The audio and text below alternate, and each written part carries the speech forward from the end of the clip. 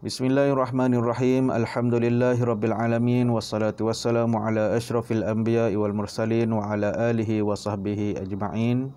InsyaAllah pada kali ini kita akan berkongsi satu tajuk dalam bab hadis, iaitu tajuknya adalah Al-hassu ala at-ta'allumi min afwahil ulama', iaitu galakan untuk mempelajari ilmu daripada mulut-mulut para ulama'. Okey, kita tengok hadisnya. Okey, sebuah hadis an Abdullah bin Amr bin As radhiyallahu anhuma qala sami'tu Rasulullah sallallahu alaihi wasallam yaqul innallaha yaqbidul ilma intiza'an yantazi'uhu minal ibad walakin yaqbidul ilma biqabdil ulama hatta idza lam yubqi aliman ittakhazan nasu ru'usan juhala fasu'ilu fa'aftau bighairi ilmin fadallu wa adallu. Iaitu hadis daripada Abdullah bin Amr bin Al-As radhiyallahu anhuma berkata, aku telah mendengar Rasulullah sallallahu alaihi wasallam bersabda, sesungguhnya Allah tidak akan menarik sesuatu ilmu dari dada manusia itu dengan sekali cabutan, sekali tarikan. Maksudnya Allah tidak akan mencabut ilmu daripada dada manusia dengan sekaligus. Tiba-tiba je tak ada ilmu tu. Akan tetapi Allah akan mencabut ilmu dengan cara mewafatkan para ulama', sehingga tidak ada lagi tersisa seorang pun daripada ulama'-ulama' itu.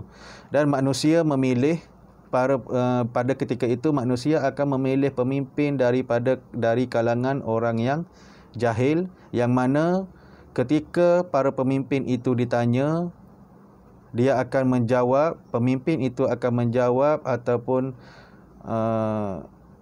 menyelesaikan permasalahan dengan keadaan mereka tidak ada ilmu, menjawab tanpa ilmu, dan hingga akhirnya mereka itu adalah golongan yang sesat dan menyesatkan orang lain. Okey, fahamlah kita daripada hadis ni bahawasanya Allah tidak akan tarik ilmu itu sekaligus daripada dada-dada manusia, tetapi ilmu itu akan sikit demi sedikit hilang dengan cara mewafatkan ataupun mematikan orang-orang alim, orang-orang yang ada ilmu ataupun para ulama'. Okey, kemudian kita tengok ma'anil kalimat. Okey, ma'anil kalimat yang pertama iaitu yaqbidu, yumsiku, mencabut atau menarik. Intiza'an, akhazahu qahran, mengambil secara paksa. Kemudian dallu, inharafu anit tariqis sahih, dallu, tersesat daripada jalan kebenaran. Okey, selepas tu kita tengok sababu wurudil hadis, sebab didatangnya hadis ini. Kana Nabi sallallahu alaihi wasallam yuhaddisun nas fil hajjatil wada' faqala khuzul ilma qabla an yaqbida aw yarfa'. Nabi menyebut hadis ini ketika pada haji perpisahan, di hadapan orang ramai, di hadapan manusia, dengan berkata, ambillah ataupun carilah ilmu sebelum ianya ditarik. Kemudian Rasulullah menyebut tentang hadis ini. Okey, isyrahil hadis syarhan mujizan, huraian hadis secara umum. Yang pertama, haza min wasayar rasuli ummatihi wa tahzirihim min umurin tuhdisu lahum fi akhiri zamanihim an yarfa'allahu al-ilma min suduril ulama'i bimautihim. Iaitu hadis ini adalah merupakan wasiat daripada Rasulullah sallallahu alaihi wasallam kepada umatnya, yang mana baginda berkata bahawa pada akhir zaman Allah akan menarik ilmu daripada dada ulama' dengan cara mewafatkan mereka. Kemudian yang kedua, wantasharal jahlu wal juhala yastaftuna wa yaftuna bighairi ilmin fayadilluna wa yadilluna akharin. Dan pada akhir zaman juga akan dilantik pemimpin dalam kalangan orang-orang yang jahil, yang apabila mereka ditanya tentang sesuatu dan mereka akan memberi jawapan dengan tiada ilmu. Mereka tidak mendalami ilmu yang sepatutnya, tapi mereka menjawab persoalan ataupun mereka berfatwa ataupun menyelesaikan masalah tanpa ada ilmu. Dan pada akhirnya mereka akan sesat. Pemimpin-pemimpin tadi yang dilantik daripada kalangan yang jahil tadi akan sesat dan menyesatkan orang lain. Okey, kemudian kita tengok kepada ma hukmul talabul ilmi, hukum menuntut ilmu. Okey, yang pertama, wajibun alal insan, wajib ke atas manusia menuntut ilmu. Fardu ain ilmun syar'in, ilmun syar'iyyun, fardu ain ke atas ilmu syara', ilmu syara'. Dan yang ketiga, fardu kifayah ghairu syar'in, dan fardu kifayah kepada ilmu yang bukan syara'. Ilmu syara' ni contohnya seperti fiqh, tauhid, akhlak, sirah dan sebagainya. Ilmu yang bukan syara' ni fardu kifayah, seperti matematik, sains dan sebagainya. Okey, kemudian kita tengok ahammiyatul ilmi, iaitu kepentingan ilmu. Yang pertama, la yastawi indallah al-alim wal jahil.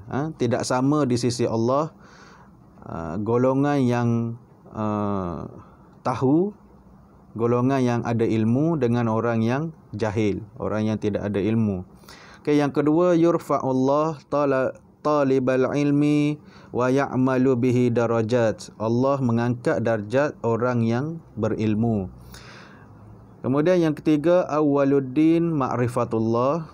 Kelebihan ilmu adalah permulaan pada agama itu adalah mengenal Allah, dan nak mengenal Allah mesti ada ilmu.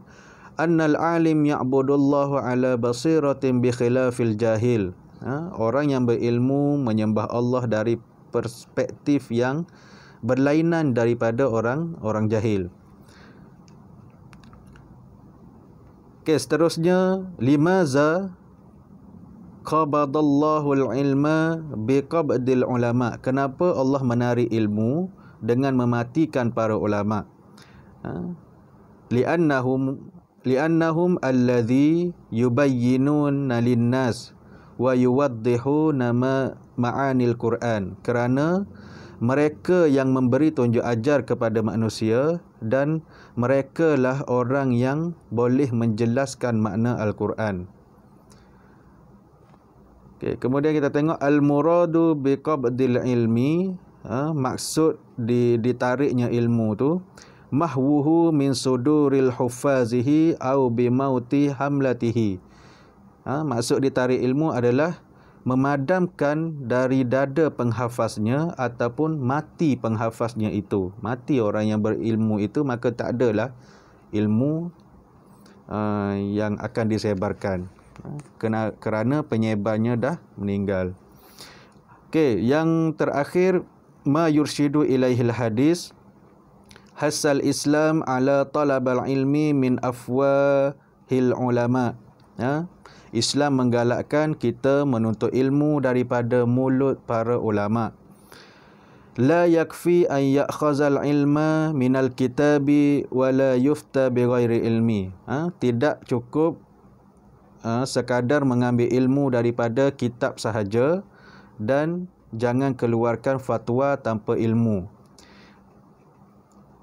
Okay. Maksudnya di sini kena bergurulah. Yang ketiga, at-tahziru ay yastafti man laisa bi ahlihi lil ilmi was salahi. Peringatan agar tidak merujuk sesuatu perkara kepada orang yang bukan ahlinya. Okey, itu adalah sedikit sebanyak apa yang kita boleh pelajari daripada hadis kali ini. Okey, ini pengajaran hadis tadi. Menggalakkan menuntut ilmu daripada mulut-mulut para ulama dan tidak mengambil ilmu daripada buku sahaja, daripada pembacaan sahaja. Kena berguru dan jangan keluarkan fatwa tanpa ilmu. Peringatan agar tidak merujuk sesuatu perkara kepada orang yang bukan ahlinya. Maksudnya kalau daripada sudut hukum syarak kena tanya para ulama lah. Kalau daripada sudut kesihatan kena tanya doktor. Barulah betul-betul kita bertanya tentang sesuatu perkara itu kepada ahlinya. Okey, setakat itu sahaja perkongsian daripada saya bagi memenuhi keperluan subjek Usuluddin bagi tingkatan 2 dalam bab hadis. Semoga bermanfaat untuk kita semua sebagai panduan dan pedoman. Wallahu a'lam bissawab. Assalamualaikum warahmatullahi wabarakatuh.